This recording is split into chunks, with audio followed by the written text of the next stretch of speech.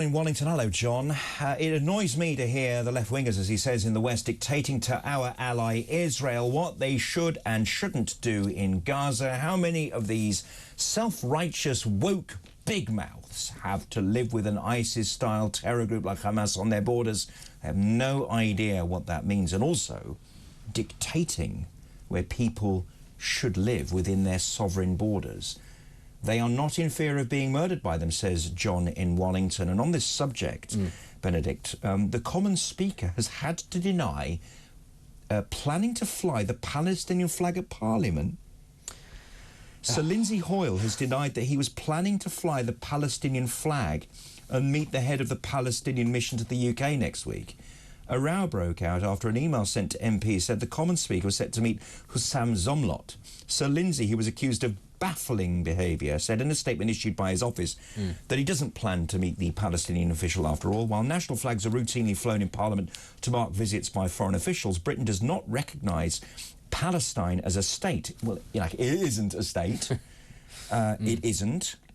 And Mr Zomlot does not have ambassador status. And the memo to parliamentarians obtained by Policy Exchange, which is a think tank, set out details of Sir Lindsay's engagements next week, including a meeting with Mr Zomlot referred to as a Palestine ambassador on Wednesday at 3:30 p.m. Why, oh why, are people declaring a Palestinian state when their own people don't want it? I noticed the FA did that with their arches. Honestly. They talked about Palestine. Have they, what's the FA got to do? Offside! Yeah. They can't even do that. but there's a serious point here. The Palestinians could have declared a state, and they don't. So why is the rest of the world declaring a state for them? And we need to remember why it is that they don't, because they want all the land, and they don't want the Jewish people living there. Those are the terms under which actually they want their state, is ethnic cleansing. That's what it boils down to. And they've, as you say, they've had multiple opportunities to declare a state. They've been offered deals. They have rejected them. I don't understand why it is that they alone, I do understand, of course, but why they alone are sold this idea that if you just keep on attacking your bigger, stronger neighbour, even if you lose, one day you'll get all the things that you want. Did we do this with Germany? Germany that went to war with its neighbours over and over again, and every time it lost territory. And every time it went back to war, it would lose more territory. And after a while, the Germans decided, you know what, this isn't a particularly helpful strategy. We're going to have to stop invading France or Poland or wherever it is, because we keep losing, because Europe cannot, Europe will not allow us to dominate in this way. Why is it that the Palestinians alone are indulged in this fantasy? And it must be said, it's not even happening now at a sort of a top level in Arab governments. You talk to the Emiratis, the Gulf states, a lot of the North African states, they no longer indulge the Palestinians in this fantasy that if you just try one more time, maybe Israel will just collapse and the international community will strong-arm it into giving you everything you want. It doesn't happen in, the Armenians have just been kicked out of Artsakh. Nobody is complaining. Nobody's saying, oh, if you just go to war one more time, you'll get your land back. It just doesn't work that way, except when it's the Palestinians. Why? Because they're going to war with the Jewish state.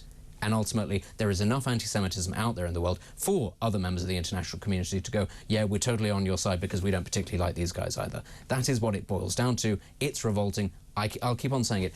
Every time you indulge this idea that, from the river to the sea, could possibly happen, or that it's a desirable thing. Every time you do that, you are selling them another generation of suffering, because Israel the point of Israel existing is so that Jewish people do not have to rely on the international community for their protection, because history shows that that is the worst possible thing. That is why it exists. It does not, when people say the international community has to put pressure on Israel to stop, there has to be a ceasefire. Is there a ceasefire? No, because the international community has no real say over Israel. The only place that does is the United States. The United States is not going to abandon its biggest, best ally in the region, with Iran right on the border. It's never going to do that. So what actually is going to stop this from happening? Israel is going to impose the peace that it feels it has to for the safety of its own people, unless the countries around it come to it and say, we recognise your right to exist and these borders. They did it with the Egyptians. They said, you can have the Sinai back as long as you accept that we have a right to exist. And the Egyptians said, yes, this isn't worth continuous states of warfare over. It can be done. They are not unreasonable people, the Israelis, but you've got to give them some slack. And I do feel that at this point, we've been going on for so long with the Palestinian question. When is it going to sort of be hammered home that if you continue on this vein, it's just going to cause more suffering because Israel is stronger, Israel is frankly more determined, Israel has better friends, ultimately, than the Palestinians do. If the Palestinians had real friends, they'd be saying to them, stop doing this. You are causing your own suffering. There is still the possibility for a state. You could have it. The Israelis would give it to you if you met them halfway, but you're not prepared to do that. And that's why we've currently got the mess that we have in Gaza at the moment. We have Tobias Ellwood MP later on in the show talking about the day after war and where it will come from. There has already been a plan delivered by Yoav Gallant, the defense minister in Israel, which says that there can be Palestinian elections, there can be a democracy in Gaza as long as Israel remains in charge of all security. So we'll unpack that and try and talk to Tobias Ellwood later on in the show.